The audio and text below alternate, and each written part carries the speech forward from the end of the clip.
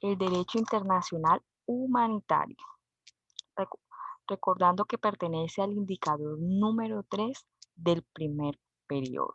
Bueno, el derecho internacional humanitario es un conjunto de normas que se aplican solamente y durante los conflictos armados, tanto de carácter internacional cuando se enfrentan varios estados, como de carácter también interno, cuando en el territorio de un estado se enfrentan diferentes facciones armadas. Un ejemplo aquí en Colombia, los diferentes grupos armados, que este conflicto fue totalmente interno. Listo.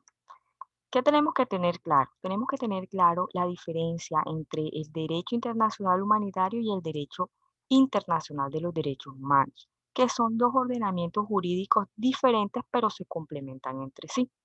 Por ejemplo, la finalidad de, la finalidad de ambos es proteger a las personas de los actos arbitrarios contra abusos a sí mismos. Pero Pero hay una diferencia importante, y es que los derechos humanos son inherentes al ser humano, o sea, son propios, nacen con ellos y protegen a las personas en todas las circunstancias, tanto en tiempos de guerra como en tiempos de paz. Por su parte, el derecho internacional humanitario solo se aplica, por eso se habla de que es momentáneo o es en un periodo de tiempo, solo se aplica en situaciones de conflicto armado. Por tanto, en tiempo de conflicto armado, el derecho internacional humanitario se aplica y también se aplica el derecho y también se aplica el derecho internacional de los derechos humanos, porque este surge en todo momento, no cambia.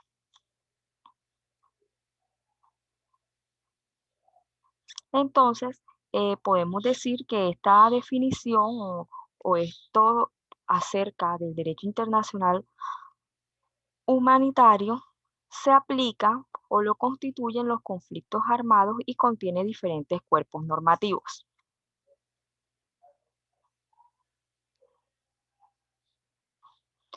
¿Qué reglas tiene? Bueno, tiene reglas esenciales en el caso del conflicto armado. Todas las partes, incluso las guerrillas y los rebeldes y cualquier grupo armado, tienen que respetar las reglas esenciales del derecho internacional humanitario, distinguir entre los objetivos militares y los civiles. Solo pueden atacarse objetivos militares, proteger y asistir a los heridos, respetar a los civiles y sus bienes, no atacar al personal médico o sanitario, tratar con humanidad al adversario que se rinde o es capturado, no poner trabas al personal de la Cruz Roja para que haga su trabajo y desempeñe su función.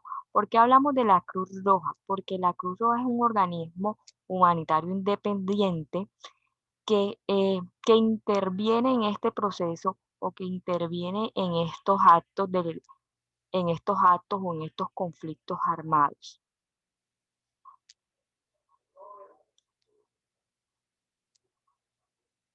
Como sabemos, es un conjunto de normas que se rigen en las distintas formas de guerra solamente en estos tiempos de conflicto.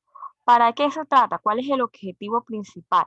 Minimizar el daño que se produce en la sociedad. Las normas, como ya las podemos ver, proteger a la población civil, mirar que la población civil no sea objeto de ataque, se debe respetar la vida, la integridad física y moral de quienes no participan en el conflicto. Las partes del conflicto tienen limitaciones en cuanto a la elección de métodos y medios para hacer la guerra.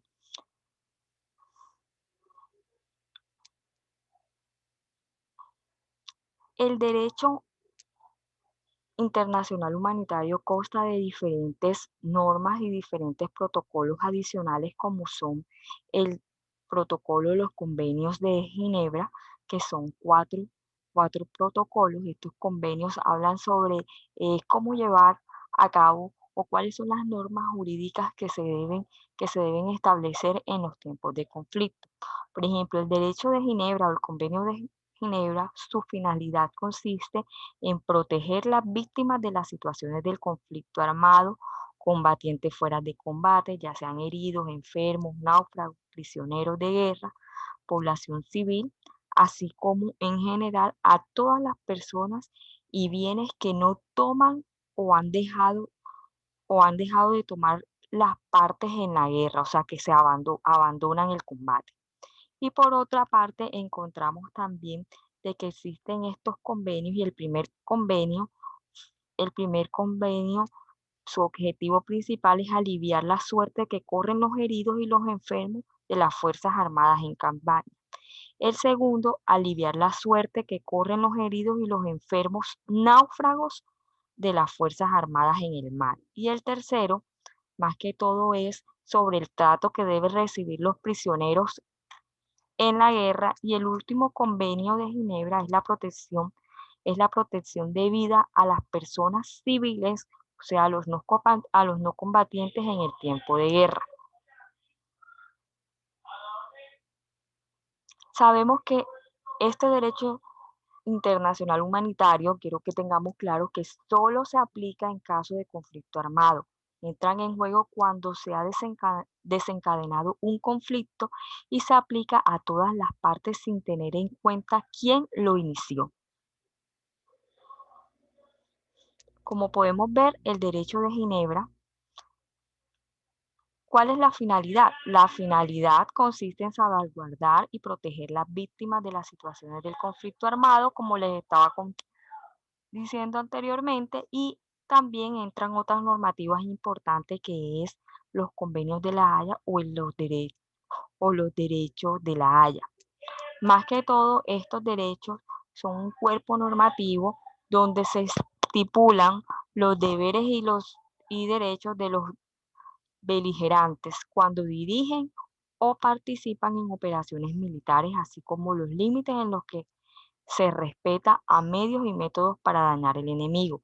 Aquí cuando hablo es de proteger a las fronteras y mirar que no se pasen prácticamente de los límites. Los convenios de La Haya se clasifican en tres categorías, orientados obviamente para evitar la guerra. Por ejemplo, una de las categorías es la protección específica de las víctimas. Otra, proteger las fronteras y los límites y especificar en qué momento o qué utilizan los combatientes para saber qué operaciones están realizando que no pueda dañar, que no pueda dañar, por decir así, las tierras o coger un territorio que no les pertenece.